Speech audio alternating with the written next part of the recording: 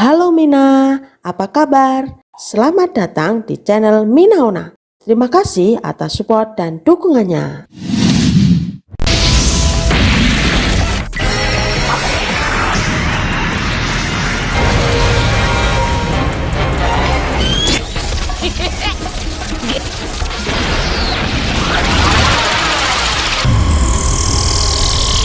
Hanagata, 登場だよい。 Ringkasan One Piece chapter 1098 akhirnya telah terbit ke mata para pecinta. Sudah siap ya untuk mendengarkan storytelling dari Mina di chapter terbaru ini? Yuk gas! Pada chapter kali ini mendapatkan judul Kelahiran Bonnie. Tentunya judul kali ini sangat mengarah pada sosok perempuan yang menjadi salah satu dari 11 supernova, yakni Jewelry Bonnie. Di sini kita akan diperlihatkan asbabul nuzul dari seorang Bonnie. Dan kita mendapatkan sebuah cover story yang digambarkan di situ ada Brook, dan pada celana Brook terdapat tulisan permintaan maaf dari Oda Sensei yang bertuliskan, "Saya tidak dapat menyelesaikan gambar tepat waktu, maaf." Yahoo Mina, lanjut kita masuk ke pembahasan One Piece chapter 1098. Tanpa ghosting lagi, siapkan kopimu, mari kita arungi. Jinny diculik untuk dijadikan istri Tenryubito. Kita tidak bisa melihat siapa Tenryubito yang menikahinya di chapter ini. Dilaporkan bahwa seluruh pasukan tentara revolusioner Jinny dimusnahkan dalam serangan mendadak oleh pemerintah dunia.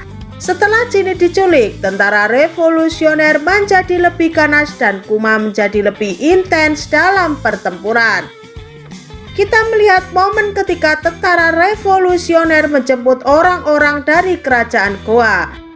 Setelah itu Kuma berteleportasi ke pulau lain untuk membantu para pemberontak.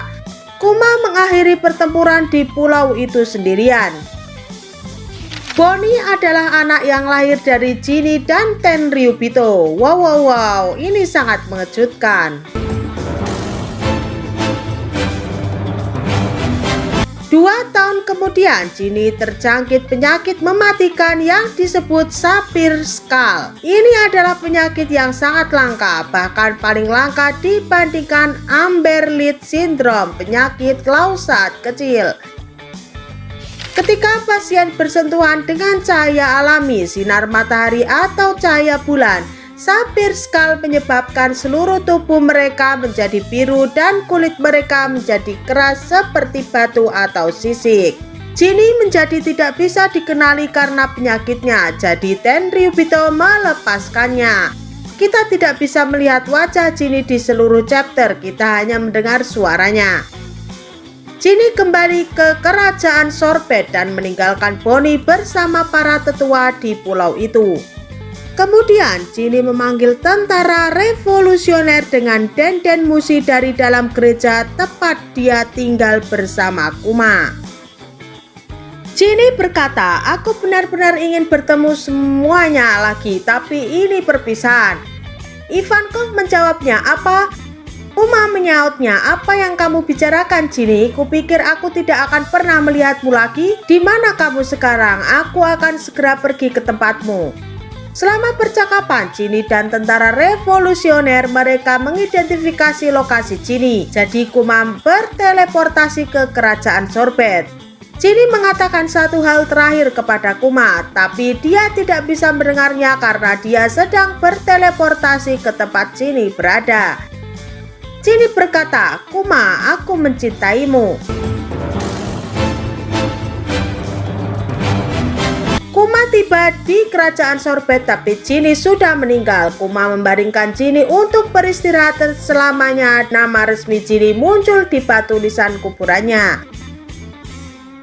Kuma memutuskan untuk membesarkan Bonnie dengan bantuan para tetua. Kuma berteleportasi untuk membantu tentara revolusioner dari waktu ke waktu. Untuk sementara kita bisa melihat montase aktivitas Kuma bersama mereka, termasuk dia melatih Sabo. Namun sayangnya Bonnie mulai mengidap penyakit Sapphire Skull juga. Jadi Kuma memutuskan untuk keluar dari tentara revolusioner dan merawatnya. Dragon mengizinkannya dan dia memberitahu Kuma bahwa dia akan bertanya kepada semua dokter yang dia kenal kalau ada di antara mereka yang bisa membantu Bonnie. Kuma tidak tahu apa yang harus dilakukan untuk merawat Bonnie, jadi dia memutuskan Bonnie tidak bisa meninggalkan gereja untuk menghindarinya cahaya alami. Kuma mulai membawakan buku Bonnie tentang berbagai pulau untuk dibaca. Kuma berkata, jika kamu bisa bepergian kemana kamu ingin pergi Bonnie? Kuma dan Bonnie menikmati kebersamaan, menari dan hidup sebagai ayah dan anak.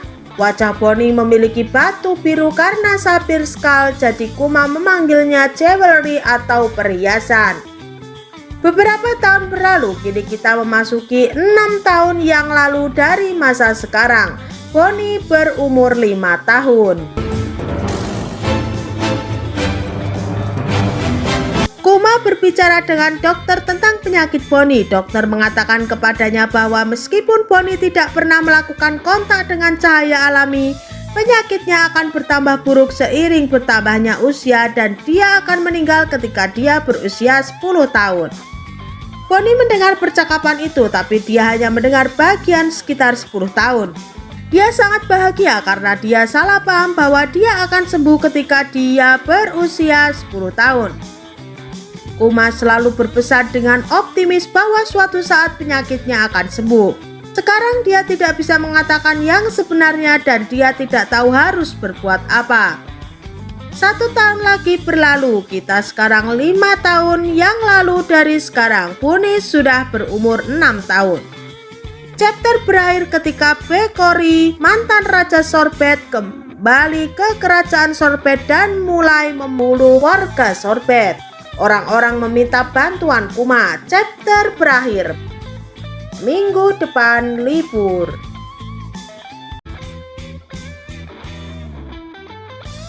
Oke, sampai di sini dulu ya Mina storytellingnya. Apabila ada sedikit noise atau kata-kata yang kurang berkenan, mohon dimaklumi dan dimaafkan.